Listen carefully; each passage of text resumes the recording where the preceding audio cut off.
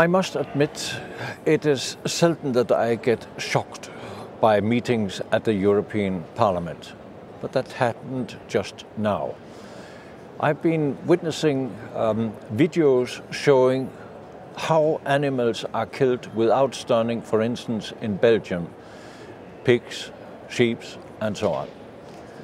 Those movies, those videos are that shocking that I have invited two specialists, the president of the Intergroup at the European Parliament for Animal Welfare and an expert on exactly the theme of slaughtering without stunning.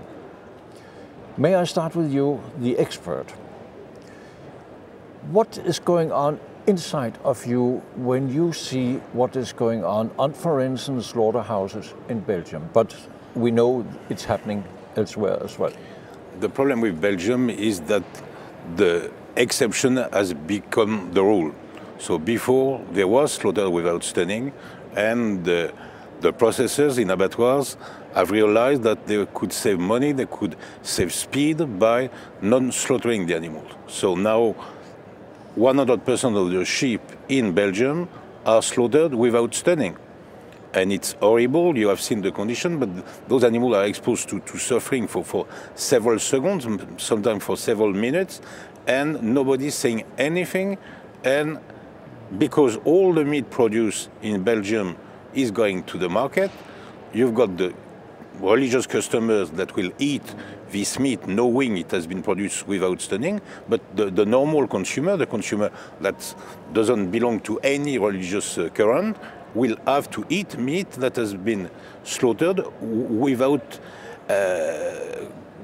having this normal protection of the law that says that all animals have to be slaughtered after pre-stunning.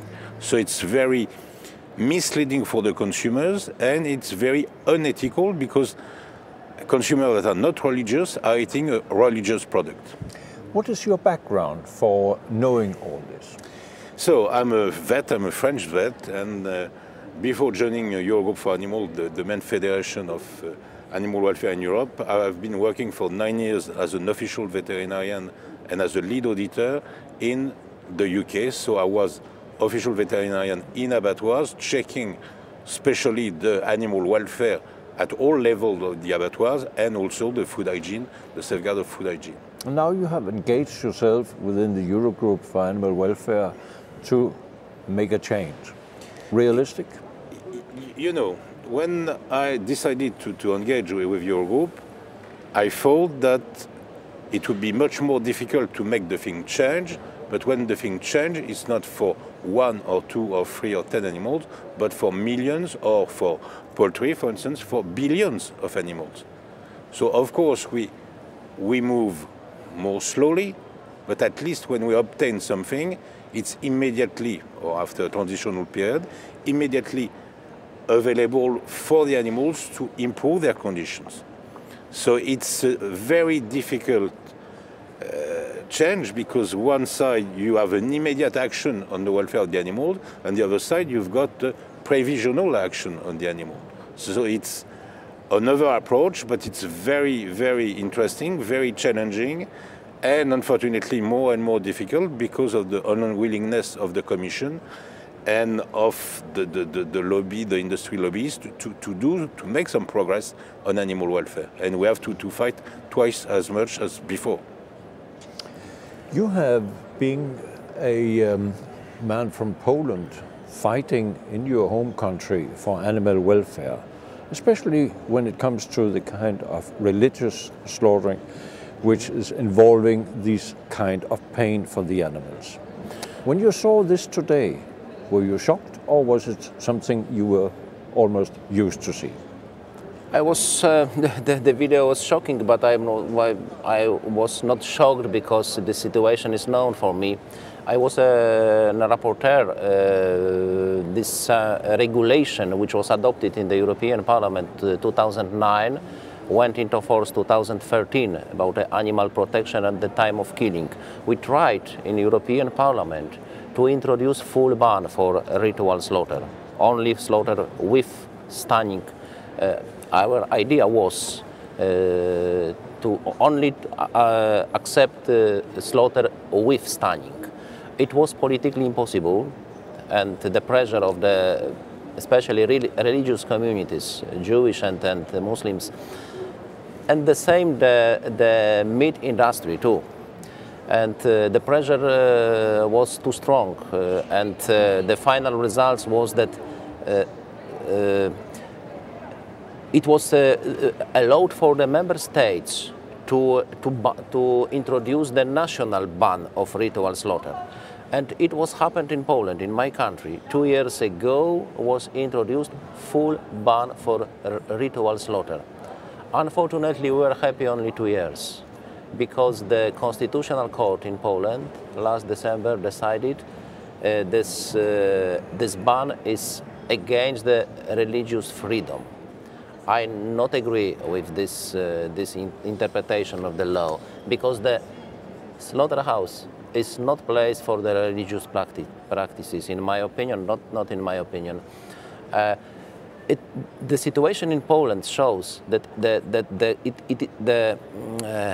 the main problem is not religious freedom, because in Poland we have very small Muslims and Jewish communities, very small, 10,000, 15,000 people.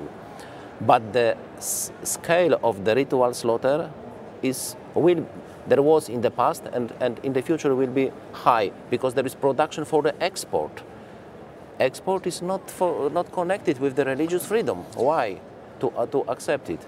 But we have a conflict, in my opinion, having a EU treaty, the so-called Lisbon Treaty, which says in this paragraph 13 that animals are sensitive species. But then comes all the exceptions allowing whatsoever religious groups, cultural heritage, and. How to get rid of these kind of exceptions so that we can focus on animals as sensitive species? You're right that this is conflict, because the ritual slaughter is against the treatment of animals as sentient beings. Absolutely against. We saw it. We saw it, and this is especially in when the slaughter is like industry. We have the production line. This is absolutely impossible to reduce suffering of animals in this way, in these methods of the slaughter. And what we can do is the most important. After this intergroup meeting, when this video and presentation, Mr. COURAT, very important presentation was made during our meeting, we will try to organize special public hearing in Committee of Agriculture to review the practice on the regulation went into force 2013, and to press for the European Commission, for the member states, to find the solutions to reduce suffering. Like, for example, Mr. COURAT said about the reversible stunning, for example. It should be accepted, I think, for the Muslim community. I'm not sure about Jewish community, but we have to press. If they don't accept the full stunning, maybe the short compromise will be half stunning. Can there be a half stunning? We have to not resign from action to reduce suffering of animals in the slaughterhouses, because there is 100 million animals is slaughtered which year, and it's a horrible situation, and we have to change it. We have to change. With your knowledge, is it at all possible to combine this kind of half stunning with respect to the animal, to be sure it's not making notice of what's going on? There's different aspects. There's first the aspect that is in the existing legislation, that there's a protecting measures, the monitoring of signs of consciousness of life, and this, should it be implemented, it will be very, very important for the animals not to be exposed to intense suffering as they are. But the other point is to know that you can have a compromise that I've already proposed in the Parliament 4 or 5 years ago, that is post-cut stunning. And in loads of countries of the world, like Australia, New Zealand, even for the Jewish in South Africa, the animals are stunned, the throat is cut, ritually cut, and immediately after, within 2 seconds, they are stunned. So the suffering of the animal is lasting only 2 seconds. In Austria, for instance, if you take in Austria, no cattle is slaughtered without post-cut stunning. And this is something that is a good way, because the Muslims or the Jewish are saying that the animals have to arrive alive, healthy, to the point of killing, and they must be bled out completely. Or if we do that, it will be just after the ritual cut, so the animal is healthy and alive at the time of killing, but he will not suffer because this post-cut stunning will be immediately applied.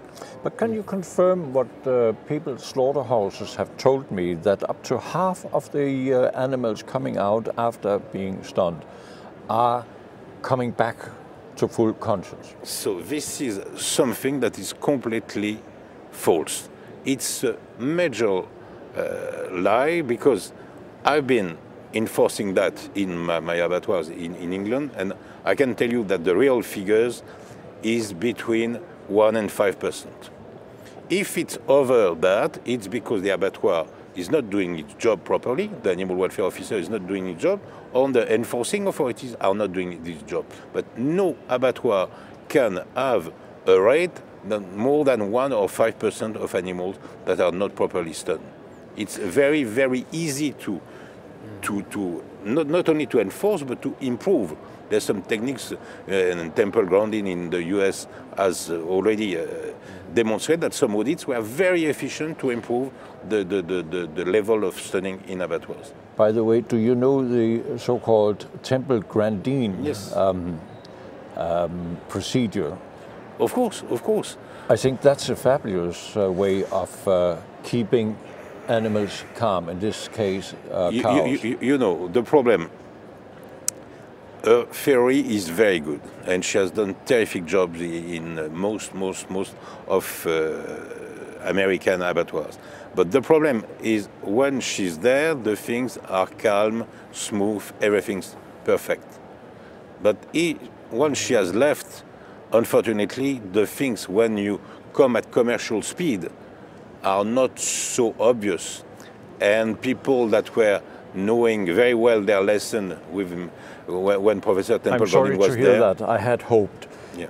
Final question to you. Is it possible to foresee in our lifetime, maybe not in mine, but in yours, that things will happen when it comes to legislation by which we can say now animals are not suffering? There is the chance that the member states they have the possibility to introduce full ban. I told about the court decision in Poland, but it doesn't mean that in other countries the decision will be the same in this case. I think that I hope that the pressure from the public opinion will be stronger and stronger. The labeling of the meat will be the pressure of the consumers' pressure to have the possibility to find the meat which is not halal. For example, the Muslim consumer they want to know halal meat. I buy halal meat, but the consumer who are not Muslims or Jewish, they don't information. That I want to meat which is not halal. Please give me in the shop. There is no possibility. It should be changed. Labeling is very important, and pressure of the public opinion, consumers. Interesting that in Poland, when we had 2 years full ban of the ritual slaughter, the export from the Polish beef was increased and incomes were increased. This is not economical arguments that full ban, this is the losses of incomes for the farmers. It's not true. It was better for the economy to introduce the full ban, because for the consumers is information very important that meat from Poland is not ritual slaughter. No, unfortunately, it was finished. Maybe in the future, we hope. I would like to end this small intervention, we could call it, on behalf of the animals by saying there is a solution which I draw several years ago: go vegan.